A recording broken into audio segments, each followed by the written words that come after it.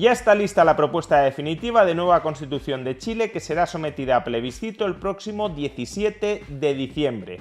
¿Cuáles son las principales novedades y los cambios más importantes con respecto al texto constitucional actual? Veámoslo. El Consejo Constitucional de Chile ya ha aprobado el texto definitivo de la propuesta de Constitución que será sometida a plebiscito popular el próximo 17 de diciembre.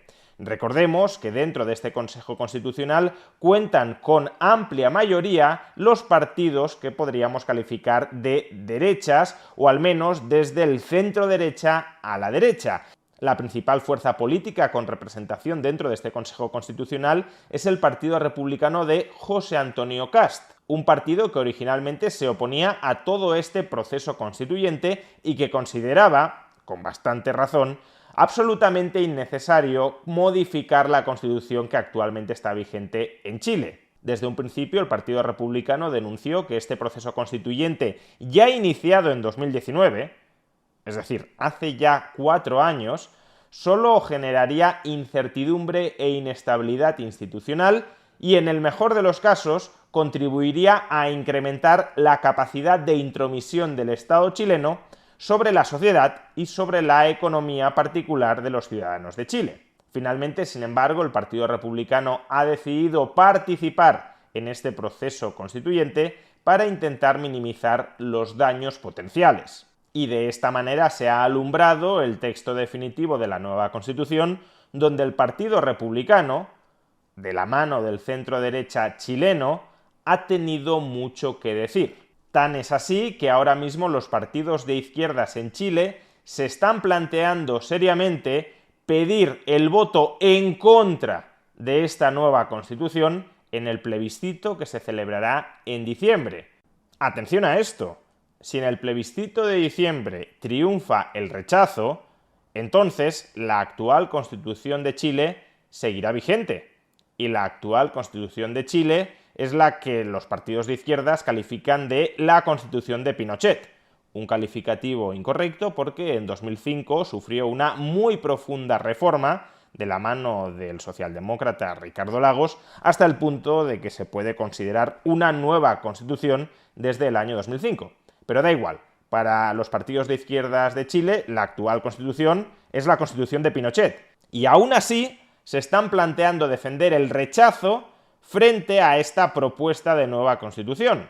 Prefieren consolidar la Constitución de Pinochet a apoyar el nuevo texto constitucional que ha sido elaborado mayoritariamente por partidos que basculan desde el centro derecha a la derecha. Como los partidos de izquierdas en Chile sienten que han visto frustrados sus principales objetivos de reforma constitucional en la elaboración de este texto definitivo, prefieren tumbarlo para tener una nueva oportunidad de imponer su constitución de izquierdas en el futuro, aun cuando ello suponga, durante algunos años, mantener la nefasta, según ellos, constitución de Pinochet. ¿Pero realmente es así? ¿Realmente la propuesta de nueva Constitución de Chile se aleja tanto de los objetivos que ambicionaban los partidos de la izquierda chilena? Pues vamos a analizarlo. La gran obsesión de la izquierda chilena en la reforma de la Constitución era introducir en todo el texto constitucional la idea del Estado social. Actualmente Chile no se define como un Estado social, sino que adopta más bien una posición de Estado subsidiario.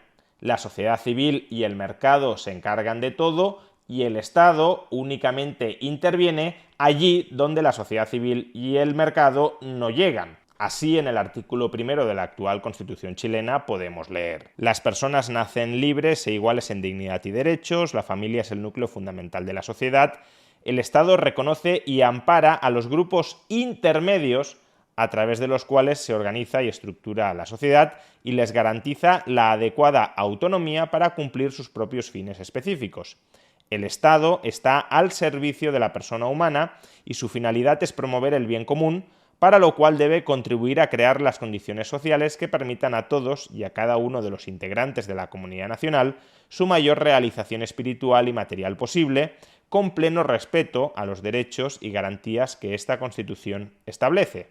Es deber del Estado resguardar la seguridad nacional, dar protección a la población y a la familia, propender al fortalecimiento de ésta, promover la integración armónica de todos los sectores de la nación y asegurar el derecho de las personas a participar con igualdad de oportunidades en la vida nacional.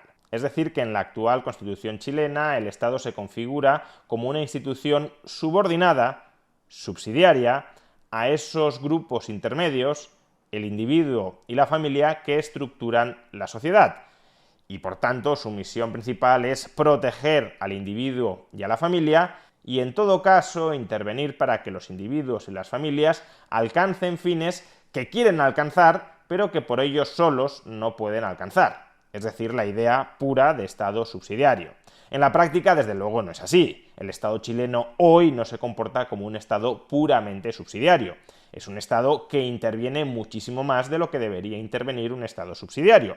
Pero es verdad que este artículo de la Constitución y la lógica de la actual Constitución, que deriva de esta idea primigenia de un Estado subsidiario, impone un corsé que limita de manera significativa el potencial crecimiento del Estado de Chile y que, por tanto, no permite que la izquierda realice su sueño de expandir el tamaño y el poder de ese Estado a costa de la sociedad civil.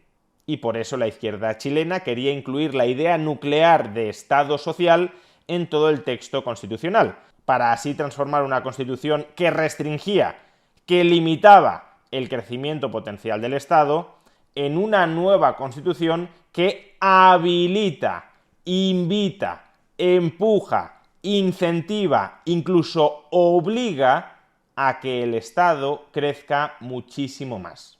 Pues bien, ¿ha fracasado la izquierda en su objetivo de introducir el término, la idea de Estado social dentro del texto definitivo de la propuesta de nueva Constitución para Chile? Pues no, técnicamente no ha fracasado. Si acudimos al artículo 3º de la propuesta de nueva Constitución para Chile, propuesta que, insisto, ha sido votada y ratificada por los partidos de centro-derecha y de derecha, podemos leer: el Estado de Chile es social y democrático de derecho, que reconoce derechos y libertades fundamentales, deberes constitucionales y promueve el desarrollo progresivo de los derechos sociales con sujeción al principio de responsabilidad fiscal y a través de instituciones estatales y privadas. Por tanto, técnicamente la izquierda ha logrado su objetivo. El Estado chileno es redefinido en esta nueva Constitución como un Estado social, que tiene la misión de promover el desarrollo de los derechos sociales. ¿Por qué entonces a la izquierda no le gusta esta propuesta de nueva Constitución? Pues porque no es lo suficientemente habilitadora del crecimiento exorbitante del Estado. Y no lo es, a su juicio, por varias razones. Primera razón: la definición de Chile como Estado social aparece en el artículo 3º de la Constitución. Después, por tanto, en orden de importancia, del artículo 1 y del artículo 2. ¿Y qué dicen el artículo 1 y 2? Pues lo siguiente: en primer lugar, la dignidad humana es inviolable y la base del derecho y la justicia. Las personas nacen libres e iguales en dignidad y derechos.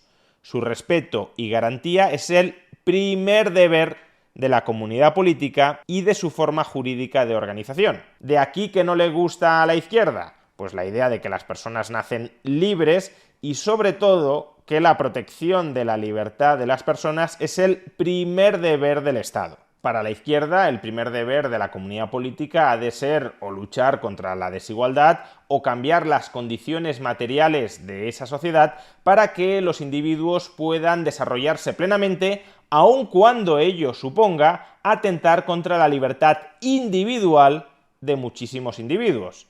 Prima algo así como una especie de libertad colectiva entendida como autorrealización colectiva. Y eso, desde luego, está ausente en esta propuesta de nueva Constitución.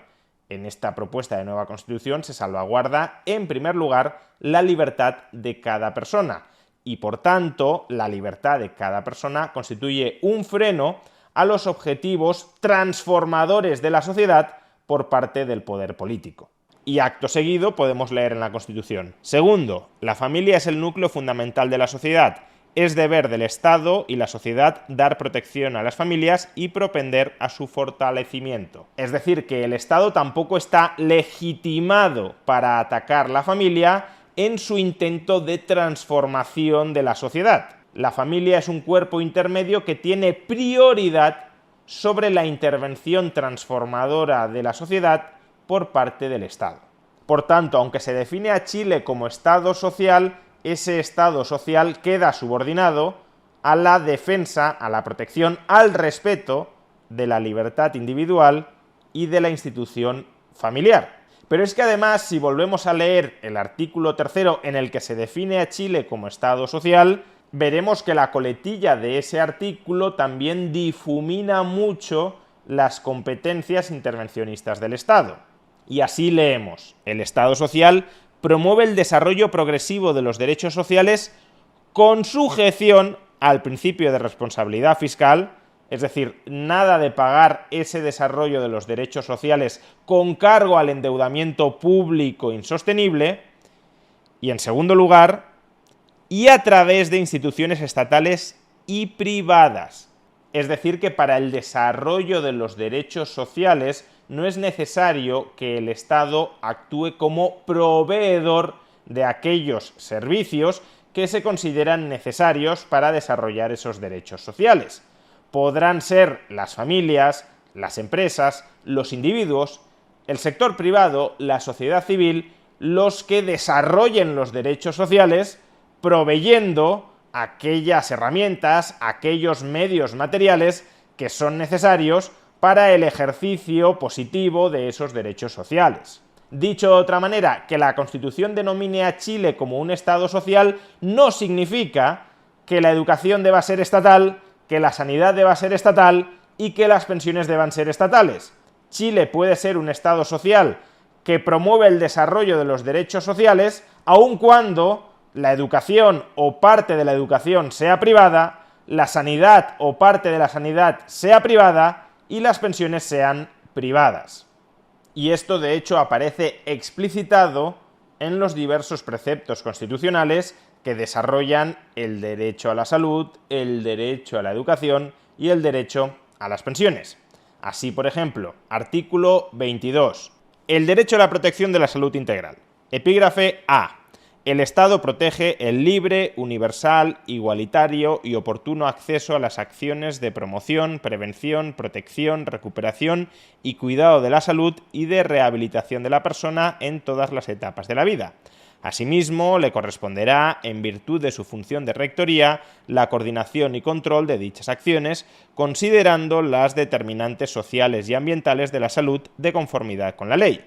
Pero, epígrafe B. Es deber preferente del Estado garantizar la ejecución de las acciones de salud a través de instituciones estatales y privadas, en la forma y condiciones que determine la ley, la que podrá establecer cotizaciones obligatorias. Cada persona tendrá el derecho a elegir el sistema de salud al que desee acogerse, sea este estatal o privado.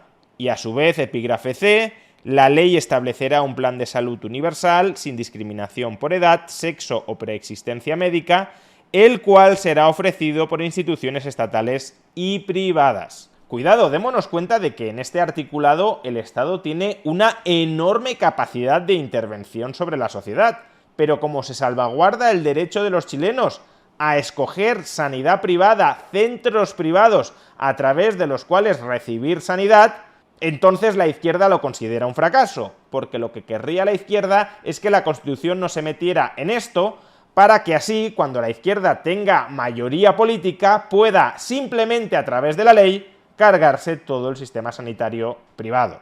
Algo similar ocurre con el derecho a la educación. Artículo 23. El derecho a la educación. Epígrafe A.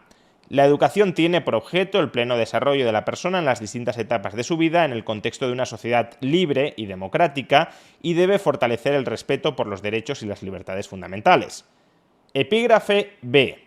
Las familias, a través de los padres o en su caso de los tutores legales, tienen el derecho preferente y el deber de educar a sus hijos o pupilos, de elegir el tipo de educación y su establecimiento de enseñanza, así como a determinar preferentemente su interés superior.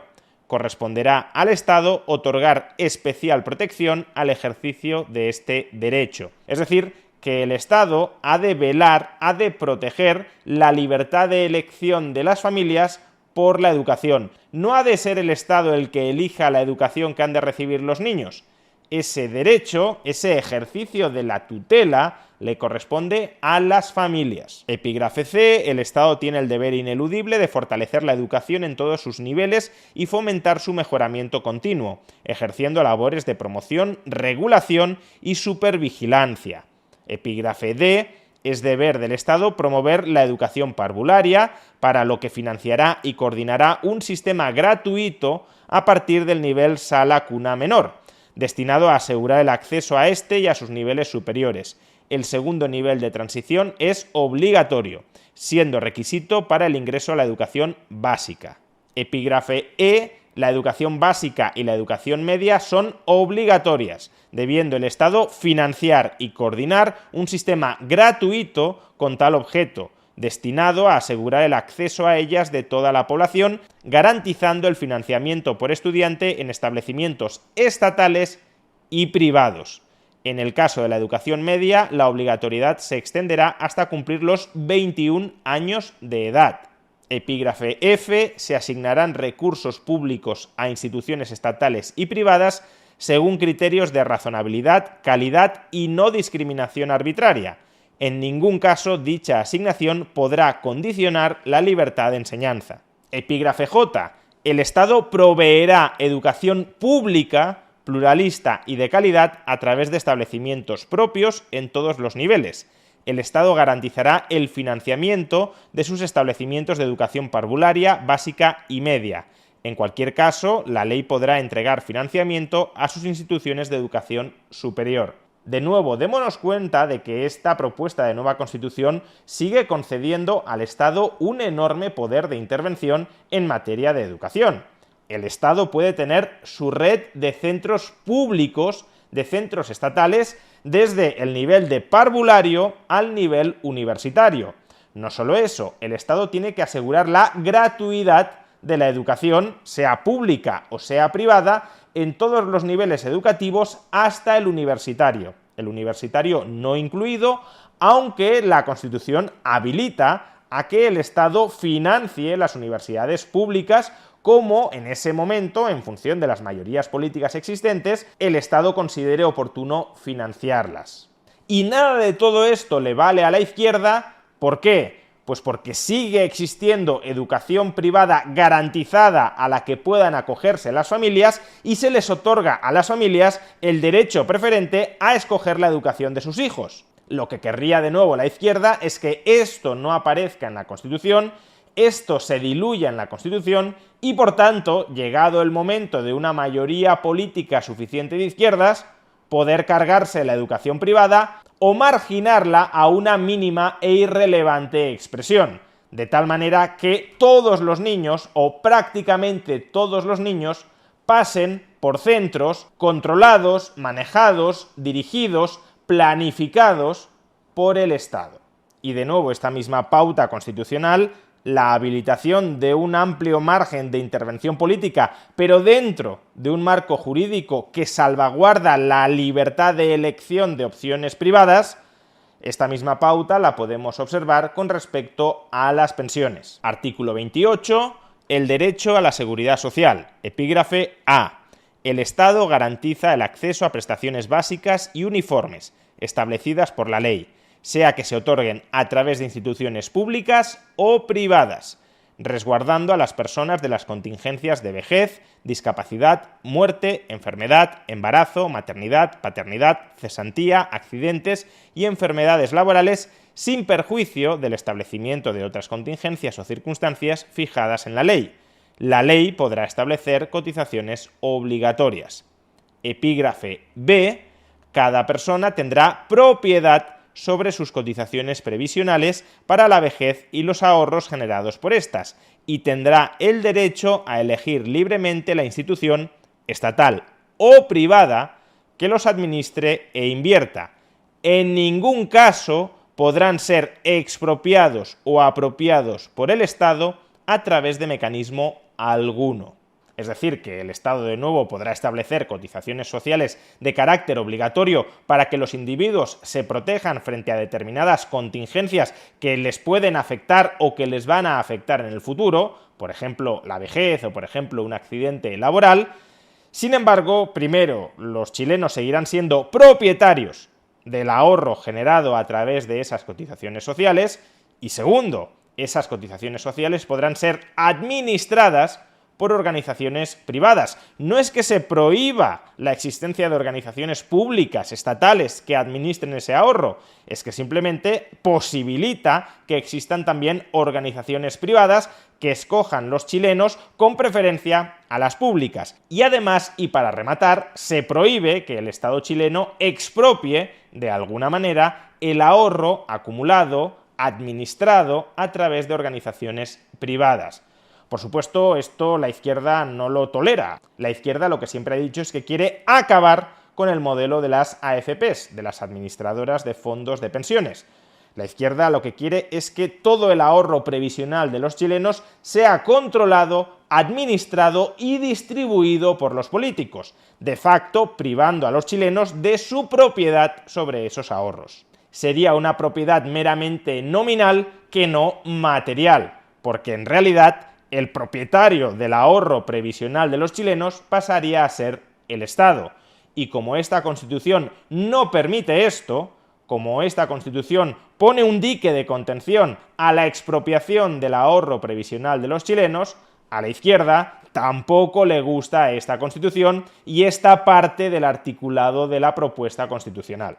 Esto, multiplicar el tamaño del Estado y erradicar la libertad de elección de las personas en ámbitos como la educación, la sanidad o las pensiones, es lo que buscaba la izquierda con este proceso constituyente iniciado en 2019 y lo que no ha logrado con este texto definitivo de propuesta de nueva Constitución para Chile. Y precisamente por eso la izquierda está pataleando. Y precisamente por esto, de manera muy probable, la izquierda termine haciendo campaña por el rechazo, aun cuando ello suponga consolidar lo que ellos llamaban la Constitución de Pinochet. Escuchemos, si no, las declaraciones de algunos representantes de la izquierda dentro de este Consejo Constitucional. El pueblo de Chile nos pidió cambios y la derecha solo nos ha dado más de lo mismo: mercantilizar sus privilegios heredados y no dar respuesta a los anhelos de las grandes mayorías del país.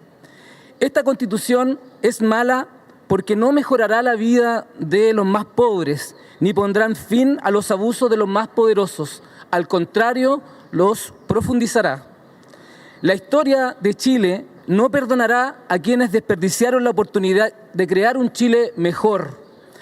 Boicotearon el proceso sin el deseo real de lograr acuerdos constitucionales.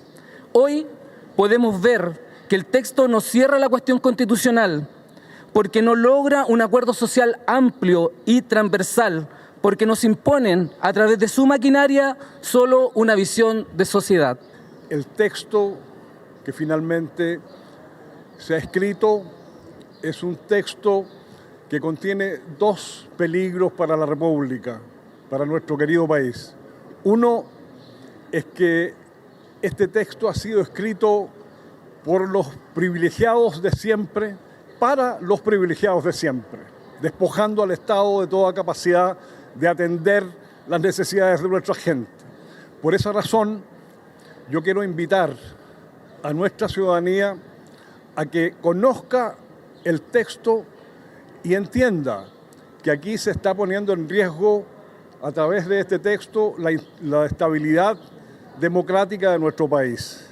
Vamos, que es una propuesta de Constitución que no despoja completamente de significado y de contenido a la libertad individual y, por tanto, es una propuesta de Constitución que a la izquierda no le gusta porque hace aquello que debería hacer toda Constitución: fijar límites al poder político.